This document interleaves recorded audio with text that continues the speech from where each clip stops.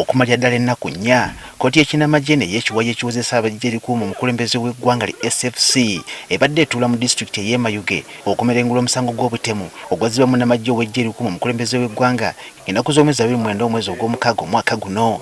Kkooti ne y'abalamuzi 7 ebadde ekubirizibwa Lieutenant Colonel Moses Nabasa obudde bwonna bumaze owuliza omusango ogwazzibwa Private Robert Herbatison Bilivumbuka mu Jjuuni w'omwaka guno.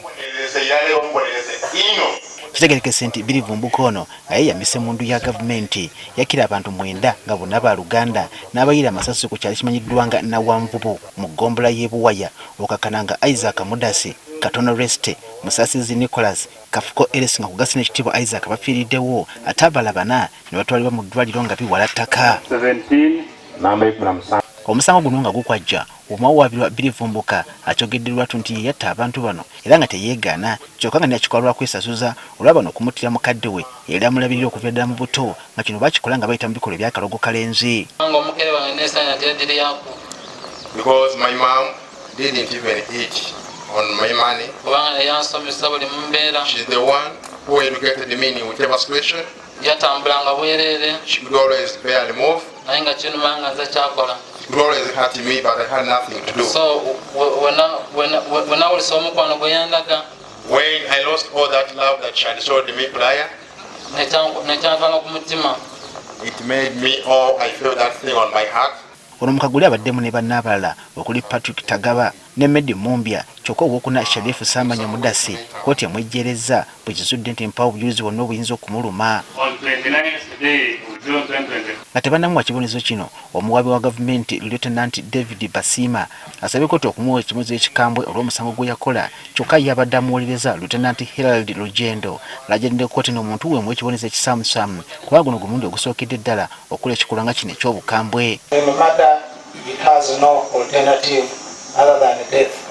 Mukutemu omuntu ng'atemuyire era yakasibwa nti atemuyire oba yekkiriza nti ntemuyire eza kibonerezo kiriwo kyokyona okutoolaku ye n'okuyitibwa. The breadwinner with a wife and 10 children aged 6, 4 and 2.5 years. Ng'awulidde bino byonna omulamuzi Lieutenant Colonel Moses Nabasa asindise Private Bilivumbuka ku kibonerezo kya kuttibwa nga mulango okutta Isaac Mudasi buyinza ku kyokutta Musasizi Nicholas amuwadde ekibonerezo kya kusibya emyaka 9 ku kuttibwa kwa kitiibwa Isaac amusibye mayisa ku Katono Reste amusibye emyaka 5 so nga te ku kutta Kafuko Eres amuwadde ekibonerezo kya kusibya emyaka 5.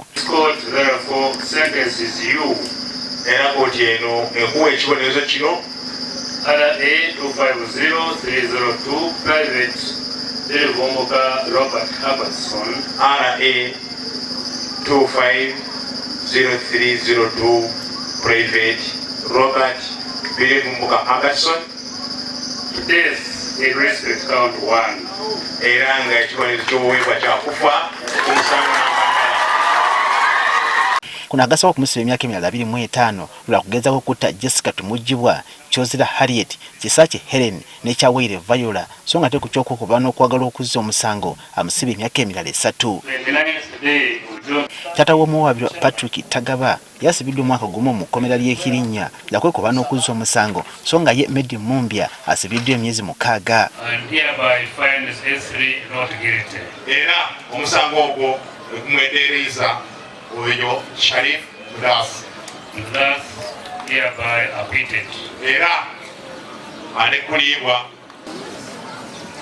Baba Luganda lw'abagenzi ko n'abatuuze abalunga ekikwa kino kikolebwa balaze essanyu olw'ekibonerezo ekiweereddwa omuntu ono. Okumusalira ogw'okufa okutoola ku kirala kyonka kitabairemu community eba erowooza nti ngende nga ne bamusalira ogw'okufa bajja mukubira gene wana maki amasasi so ife tulowooza nti ajja kufiira gano aye ife ensala ebaire ennungi nga tusaba kirala nti singa nga kiba kisobweke gavumenti yali tuyambye bamutwikize ne buwaya bamuyitira eno Omunnayuganda yategeera nti gavumenti ya Uganda erina obulambulukufu era abantu abasigaire bategeera ekyokola. Ngejereka muno obulumi nandeka muno okunakuwala mu mutima gwange nga ndiseeko omwami n'abaana bange.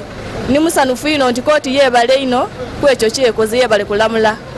Jimmy Dennis Omara ayogerera amagye gakuuma omukulembeze w'eggwanga agambye nti ab'enganda z'abagenzi bo ng'amagye bagenda kubeewaayo akasente akatonotono mu ngeri y'okubaliyirira. We have also extended some support to the family of the late Buhinza Mudasi to a modest fee of around 15 million shillings to help them try to rehabilitate themselves within this period in time.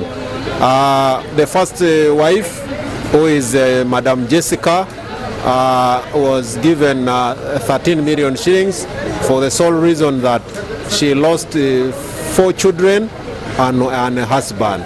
And the second wife received 2 million shillings because she lost her husband. Kyokka naye asiimye ekibonerezo ekiweereddwa musajja waabwe n'agamba nti afuuse kyakulabirako.